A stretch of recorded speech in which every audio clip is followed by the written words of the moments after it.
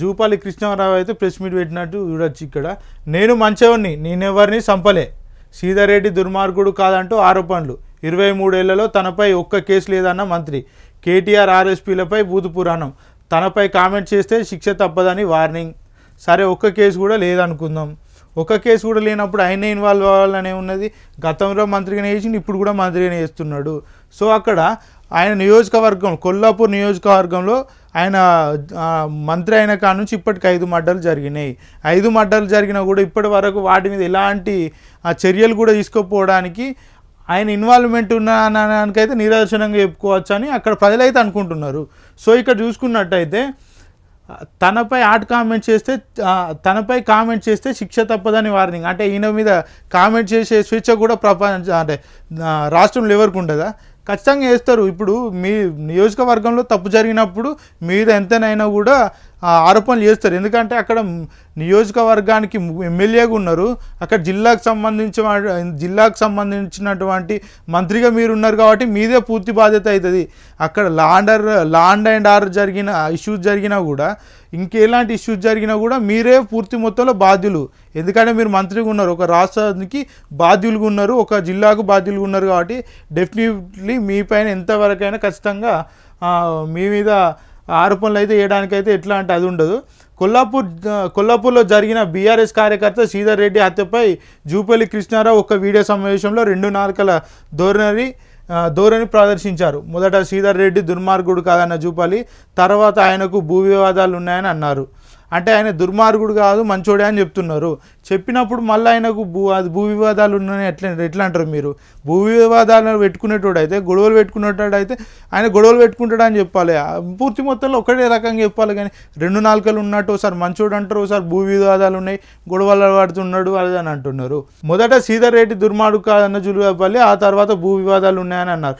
ఆయన వాళ్ళ గ్రామాల్లో చాలా మంది ఇబ్బంది పడ్డారని, కావాలంటే గ్రామానికి వెళ్ళి తెలుసుకోవాలని సూచించారు.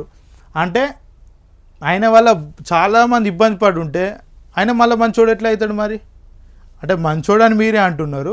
మరోవైపు ఊర్లోకి వెళ్ళి వెళ్తే నిజాలు బయటపడితే ఆయన వల్ల ఊర్లో చాలా వరకు నష్టపోయారు అంటున్నారు. ఈ రెండు రకాలుగా మీరే చెప్తున్నారు. అంటే జనాలకు ఎట్లాంటి మీరు సందేశం ఇస్తున్నారో అర్థం చేసుకోవాలి. మాజీ ఎమ్మెల్యేకు ఆయన బంధువని, ఆయనతో కూడా భూ వివాదాలు ఉన్నట్లు ఆరోపించారు. శ్రీధర్ రెడ్డి హత్యకు గురవడంతో బీఆర్ఎస్ నేతలు చేసిన ఆరోపణలపై మంత్రి జూపల్లి కృష్ణారావు, నాగర్ కర్నూలు కాంగ్రెస్ లోక్సభ అభ్యర్థి మల్లు రవి శుక్రవారం స్పందించారు. ఈ సందర్భంగా జూపల్లి మాట్లాడుతూ హత్యకు గురైన శ్రీధర్ రెడ్డి దుర్మార్గుడు కాదని అన్నారు. దురదృష్టవశాత్తు హత్యకు గురయ్యారని చెప్పారు. ఎవరైనా దురదృష్టవశాత్తు ప్రమాదం జరుగుతుంది హత్యకు గురవుతారా? ఎట్లా చెప్తారు? ఇది అందరు ఖండించాల్సిన సంఘటన అని కూడా తాను కూడా ఖండిస్తున్నానని తెలిపారు. అంటే దుర్మార్గుడు అంటారు, మళ్ళీ ఖండించాల్సి అంటారు, మళ్ళీ ఇంకోటి ఏంటిది అనుకోకుండా జరిగిన హత్య అంటారు అనే మీరే అంటారు. కేటీఆర్ ఆర్ఎస్ కుమార్ బేవకూఫ్ మాటలు మాట్లాడుతున్నారని ఆగ్రహం వ్యక్తం చేశారు. వాళ్ళు అన్నట్లు తప్పు ఉంది ఆరోపించినప్పుడు అక్కడికి పోయి మరి సంఘటన స్థానాలను పోయి పోలీసు అధికారులతో విచారణ చేపట్టి ఆడ ఏం జరిగింది అసలు ఏంది అనేది బయటికి తీయాలి కదా.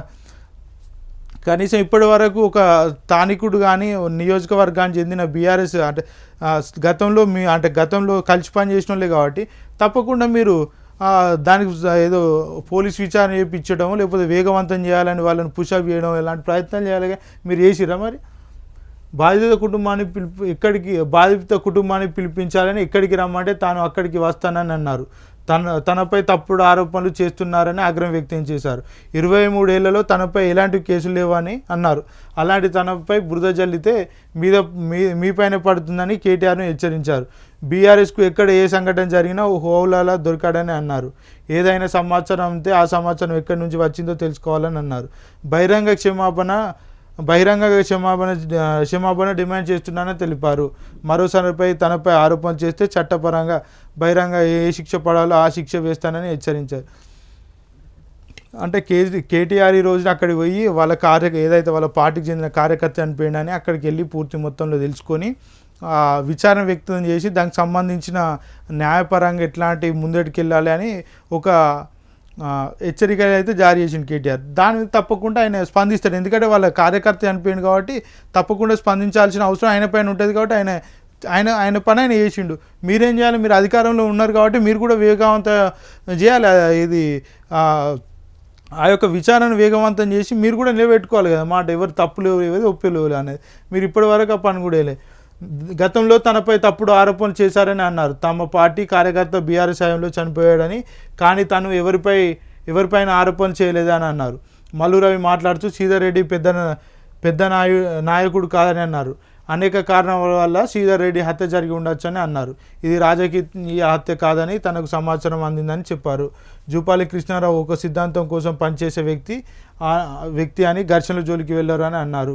కేటీఆర్ మాజీ ఎమ్మెల్యే హర్షవర్ధన్ రెడ్డి ఆర్ఎస్ ప్రవీణ్ కుమార్ ఆరోపణలు చేస్తుంటే ప్రజలు నవ్వుతున్నారన్నారు. నిందితులు ఎవరైనా వారికి ఉరిశిక్ష వేయాలని తాము డిమాండ్ చేస్తున్నామని చెప్పారు. బీఆర్ఎస్ హయాంలో కోల్పోయిందనే అనవసరమైన ఆరోపణలు చేస్తున్నారని విమర్శించారు. కాంగ్రెస్పై బురద చల్లేందుకే ఈ కుట్ర జరుగుతుందని అన్నారు. ఇప్పుడు ఎవరైతే శ్రీధర్ రెడ్డి చనిపోయాడు, బీఆర్ఎస్ నాయకుడు, ఆయన చనిపోయిండు, రాజకీయ హత్య కాదనుకుంటే మరి గతంలో చనిపోయిన మల్లేష్ యాదవ్, మాజీ సైనికుడు అయిన మల్లేష్ యాదవ్ చనిపోయాడు. ఆయన మృతిపై ఇప్పటి వరకు ఎలాంటి చర్యలకు పాల్పడలేదు. మరి దాని మీద మీరేం సమాధానం చెప్తారు? ఇక్కడ అంటున్నారు కదా తాను వాళ్ళ కుటుంబ సభ్యులు ఒప్పుకుంటే అక్కడ చర్చకు సిద్ధమని ఇక్కడ ఈయన అంటున్నాడు కదా, మంత్రి గారు అంటున్నారు కదా.